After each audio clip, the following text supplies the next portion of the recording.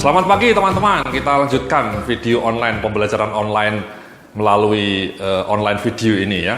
Masih tentang coaching and counseling skills untuk membantu Anda menjadi seorang atasan yang baik. Ya, jadi Anda sebagai seorang atasan harus memiliki coaching skills yang baik supaya kinerja anak buah Anda menjadi bagus. Kalau Anda punya 5 orang anak buah, ya 5-5-nya menjadi tim yang hebat seperti Barcelona ya, atau Real Madrid. Ya, bukan seperti kesebelasan PSSI gitu ya Mas ya. Jadi di dalam sesi berikutnya ini kita akan belajar mengenai elemen kunci dari sesi coaching yang baik. Ya, apa sih elemen-elemennya? Ya, tadi kita sudah bicara mengenai karakteristik Anda sebagai seorang coach yang baik. Apa saja karakteristiknya? Dan apa perbedaan antara seorang coach dan bos? Ya, perbedaan yang paling utama adalah Anda selalu men-challenge, ya, memberikan tugas-tugas yang challenging kepada anak buah Anda. Nah, di dalam bagian berikut ini kita akan bicara mengenai elemen-elemen apa yang bagus dari sebuah sesi coaching yang baik. Ya, jadi di dalam slide di depan Anda ini Anda bisa melihat yang pertama tujuannya jelas, ada aturan yang baku, ground rules gitu ya. Kemudian selalu fokus, membangun dialog, berbicara dengan jelas, dan juga bersikap open mind. Ya, itulah elemen-elemen dari sesi coaching yang baik. Mari coba kita bedah dan elaborasi satu demi satu. Jadi yang pertama adalah menetapkan tujuan ya. Ini artinya Anda memiliki tujuan yang jelas ketika Anda mau memulai sesi coaching ya. Sehingga Anda akan sangat terbantu membangun sebuah diskusi yang fokus dan produktif. Jadi tujuannya apa Mas? Ya, tujuan Anda mengundang salah satu anak buah Anda untuk coaching. Nah, menurut saya sih tujuannya barangkali bisa dipetakan seperti ini ya. Apa sebenarnya skill yang mau dikembangkan ya. Contoh misalnya Anda mau membangun atau mengembangkan skill presentasi anak buah Anda, si X misalnya, si Slamet misalnya. Jadi tujuannya adalah mencoba mengembangkan action-action nyata supaya keterampilan presentasi si Slamet ini menjadi lebih meningkat. Ya. Jadi tujuannya adalah mengembangkan keterampilan presentation skills dari Pak Slamet. Ya. Jadi itu supaya lebih mengembang. Tujuannya seperti itu. Ya. Atau misalnya Anda ingin mengembangkan keterampilan menyusun laporan dari anak buah Anda yang bernama Rina. Ya. Jadi tujuannya jelas, bagaimana keterampilan Rina dalam membuat laporan menjadi lebih optimal, menjadi lebih baik. Ya. Jadi tujuannya jelas. Ya. Sehingga ketika kelak diberi penugasan untuk membuat laporan, si Rina itu selalu bisa on time, tidak lagi terlambat, dan kualitasnya sesuai dengan ekspektasi Anda. Sama, tadi Pak Slamet tujuannya adalah membuat keterampilan presentation skills Pak Slamet menjadi lebih meningkat. Dengan harapan ketika Pak Slamet diminta untuk sosialisasi mengenai sebuah peraturan misalnya, atau presentasi mengenai sebuah program kerja misalnya, audiensnya bisa memahami dengan jelas. Ya, dan presentasinya itu sistematis. Jadi tujuannya jelas Mas. Ya, tujuannya itu mau ngapain Anda ngundang si Slamet, ngundang Mbak Rina ini mau ngapain? Bukan hanya sekedar hahaha yang ngobrol ngalor ngidul, tapi ada tujuan yang jelas Mas ya. Mau mengembangkan skills apa yang mau dikembangkan? Apakah presentation skills, apakah writing skills, atau communication skills ya.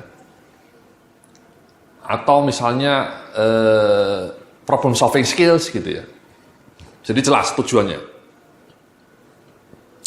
Nah, yang kedua adalah menentukan ground rules, Mas ya. Setiap sesi coaching yang baik mesti disertai dengan sejumlah aturan main. Misalnya berapa lama durasinya, peran apa dari atasan sebagai seorang coach, dan bagaimana aturan mengenai skema tindak lanjut dari sesi coaching. Jadi ground rule itu misalnya ya paling simpel sih berapa lama. Ya mungkin Anda sudah punya peraturan sesi coaching paling lama 1 jam, paling lama ya. Syukur-syukur bisa selesai dalam waktu 30 menit atau 45 menit ya. Itu ground rule. Dan selama sesi coaching tidak boleh ada handphone yang berbunyi misalnya. Semua handphone di off. Baik atasan maupun si coaching-nya. Ya. Jadi supaya tidak ada distraction. Ya. Kita itu hidup di dalam dunia yang penuh dengan distraksi Mas ya. Notifikasi dari WA, BBM, Facebook, grup. Ya. Kalau Anda ikut grup itu notifikasinya banyak gitu ya. Sosial media. Jadi itu dimatikan selama sesi coaching Mas ya. Di off. Anda fokus pada sesi coaching, Pertama tadi ya durasinya 1 jam misalnya maksimal, tidak boleh ada bunyi handphone. Yang ketiga tidak kalah penting tadi, monitoringnya, skema monitoringnya yang sering dilupakan. Coaching itu kalau bisa ya berkelanjutan mas, ongoing. Jadi misalnya hari ini tadi kita mengundang Mbak Rina untuk meningkatkan keterampilan skills writing ya. Ya kemudian kalau bisa diikuti dengan follow up 2 minggu lagi atau 3 minggu dari sekarang Anda ketemu lagi dengan Mbak Rina untuk melihat apakah dia sudah ada progres. Karena dalam sesi coaching itu biasanya juga dibikin ini mas action plan ya, action plan. Mbak Rina Anda harus meningkatkan writing skill. Action plan-nya misalnya dia harus baca buku mengenai writing skills. Yang kedua dia harus memberikan contoh laporan yang dia tulis. Ya, yang ketiga misalnya dia menyelesaikan laporan nyata, real yang Anda instruksikan, membuat laporan nyata. Nah 3 tugas itu ya kemudian dipantau mas ya, 3 minggu lagi misalnya kita kasih deadline. Ya, baca buku minggu depan, membuat laporan dummy misalnya, atau contoh laporan minggu keduanya, minggu terakhirnya menyusun laporan nyata. Nah dalam pertemuan dari 3 minggu dari sekarang kita akan monitor itu apakah 3 poin tadi sudah dilakukan atau belum.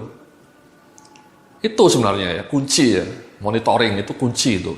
Simple sebenarnya. Ya. Anda kasih tugas, kasih action plan, kemudian dimonitor, kemudian kasih feedback. Itu kunci dari sebuah sesi coaching yang baik. Kemudian yang slide berikutnya ini mas ya, selalu fokus ya, mencegah adanya interupsi yang tadi saya bilang ya, jangan melihat ke desktop atau smartphone Anda, HP di off. Nah, tadi saya sudah bilang ya, HP-nya di off, ya jangan melihat ke desktop kecuali desktopnya itu isinya adalah program kerja yang mau disampaikan tadi, misalnya action plan-nya, ya bisa dilihat bersama-sama layar desktopnya, isinya adalah konten action plan yang akan kita lakukan. Interupsi, ya kalau bisa ya jangan ada yang masuk ke ruangan Anda, ya. Jadi supaya fokus, ya fokus itu penting itu mas, ya. Kita hidup dalam dunia yang penuh dengan multitasking, itu bahaya mas, karena penelitian menunjukkan kalau Anda multitasking itu sebenarnya produktivitas Anda justru turun. Otak itu membenci multitasking mas, karena otak kita itu diciptakan oleh Tuhan untuk bekerja secara paralel, secara sekuensial. Dari A ke B, ke C, ke D, fokus. Ketika otak Anda diminta untuk kerja secara paralel, dari A misalnya, tiba-tiba ngerjakan X, tiba-tiba ngerjakan Y, tiba-tiba ngerjakan Z, itu otak Anda gelagapan, mas. Otak Anda membenci kegiatan seperti itu. Itulah kenapa penelitian menunjukkan kalau Anda melakukan multitasking itu justru produktivitas Anda turun sampai separuhnya, mas. Ya, dan Anda suka bingung, suka tulalit, karena konsentrasi Anda terpecah-pecah. Maka kalau mau melakukan sesi coaching yang baik itu ya fokus, jangan terpecah-pecah, tiba-tiba diinterupsi, ada panggilan dari bos besar, tiba-tiba ada panggilan untuk meeting, tiba-tiba ada dering telepon, nah itu repot, tidak fokus, terpecah-pecah konsentrasi kita. Ya. Kemudian yang keempat adalah membangun dialog, ya, jadi membangun dialog dalam slide yang Anda lihat ya, bangunlah dialog yang konstruktif, bukan monolog mas ya. Jika Anda melakukan coach dengan baik, pegawai Anda seharusnya berbicara lebih banyak. Jadi ya inilah ya, Anda lebih banyak menjadi seorang pendengar, active listener. Nanti kita bicara mengenai keterampilan active listening dalam sesi modul communication skills ya. Di dalam pembelajaran ini ada juga modul communication skills. Nanti kita bicara mengenai active listening. Ya intinya kita dialog ya. Memberikan kesempatan kepada si karyawan Anda untuk banyak berbicara. Jangan ada yang ngasih nasihat terus ya berjam-jam gitu ya. Itu ya repot. Ya, jadi berikan kesempatan kepada anak buah Anda untuk berbicara, untuk mengekspresikan gagasan-gagasannya. Ya. Nah kadang-kadang kita punya anak buah yang introvert mas ya, introvert, dianya pendiam, tidak banyak bicara. Ya sudah, mau tidak mau ya kita yang ngasih panduan ya, yang ngasih instruksi ya. Instruksinya jelas tadi ya, action plan-nya jelas. Ini yang harus Anda lakukan, kita akan pantau 3 minggu dari sekarang. Ini ekspektasinya. Ya. Jadi coaching seperti itu. Nanti kita akan bicara lebih banyak mengenai ekspektasi dari sebuah sesi coaching itu di video-video berikutnya, mas. Kemudian berbicara dengan jelas ya, gunakan istilah yang sederhana, yang umum, hindari menggunakan jargon, ya, berusaha spesifik dan menggunakan ilustrasi dan contoh yang konkret yang sudah familiar. Ya. Jadi contoh-contoh yang familiar, yang ngomongnya inilah ya, bahasanya membumi Mas ya. Jangan pakai bahasa langit, bahasa ilmiah gitu ya. Bahasanya membumi. Ya, jadi contoh-contohnya juga konkret. Kalau Anda pernah baca blog saya punya blog namanya strategimanagement.net, itu artikel-artikelnya, tulisan-tulisannya selalu bahasanya itu membumi Mas. Penuh dengan contoh nyata dan renyah. Jadi pembaca suka. Ya, Anda mungkin bisa berkunjung ke blog saya, strategimanagement.net. Di situ saya menceritakan banyak kisah-kisah mengenai kinerja karyawan ya, dengan bahasa yang konkret, yang membumi. Ya, yang renyah, sehingga banyak orang suka. Ya. Jadi bahasanya jangan seperti bahasa ilmiah, bahasa jurnal. Ya. Bahasanya harus lebih banyak dengan story, ya, karena story itu bisa membuat kita lebih mengingat-ingat ya, storytelling. Ya. Jadi itu intinya Mas ya, jangan banyak menggunakan jargon tapi bersifat spesifik, terutama bahasa-bahasa yang sudah ada di kantor Anda lah, ya, di kantor Anda. Yang jargon-jargon yang biasa digunakan di kantor Anda yang digunakan itu. Kemudian bersikap open mind. Ya, sebuah sesi coaching akan berlangsung dengan baik jika semua pihak bersikap open mind. Bersikap terbuka terhadap beragam ide dan masukan guna merumuskan solusi yang paling efektif. Open mind, Mas. Ya, open mind itu penting itu, Mas. Ya, mindset yang terbuka, yang growth mindset. Ya. Kita harus selalu berempati, melihat sudut pandang yang disampaikan oleh coach juga. Ya, jangan selalu memaksakan kehendak kita. Ya, jadi anak buah Anda juga merasa juga dihargai. Diberikan sebuah sikap yang open mind. Ya. Jadi misalnya contohnya menurut Mbak Rina kira-kira apa ya solusinya supaya keterampilan menulis Anda itu menjadi makin baik. Sekarang sudah baik Mbak Rina ya. Sekarang Anda keterampilan menulis laporannya sudah oke.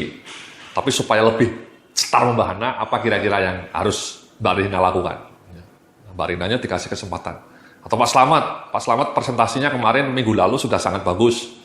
Ya, sudah jelas. Tapi kira-kira ada nggak area-area yang mau dikembangkan? Mungkin dari sisi materinya atau kontennya. Pak Slamet ada ide nggak untuk mengembangkan materi menjadi lebih komplit? Itu kan memberikan kesempatan Mas ya, kepada Pak Slamet atau kepada Mbak Rina untuk mengekspresikan gagasan-gagasannya.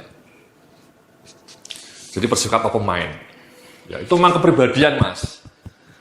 Ya memang ini menyangkut kepribadian. Ada beberapa orang yang mungkin memang kepribadiannya itu cenderung kaku Mas ya. Ada atasan yang kepribadiannya kaku. Ya, tapi kalau Anda sebagai seorang atasan harus sadar, ya, jangan kaku. Kadang-kadang kepribadian Anda punya pengaruh, tapi Anda harus fokus pada sikap open mind. Ya. Jadi itu Mas ya, kalau kita mau wrap up ya. Jadi ketika Anda mau melakukan sesi coaching yang baik, itu tujuannya jelas ya, spesifik, ground rule-nya jelas, selalu fokus. Ya. Kemudian membangun dialog, bukan monolog. Berbicara dengan jelas, dengan bahasa yang membumi, bukan bahasa langit gitu ya. Kemudian bersikap open mind. Ya, bersikap open mind itu terbuka terhadap masukan-masukan dari anak buah Anda. Itulah beberapa elemen dari sesi coaching yang efektif. Kita akan lanjutkan dalam sesi berikutnya mengenai bagaimana membangun komunikasi yang indah ketika kita melakukan sesi coaching. Terima kasih.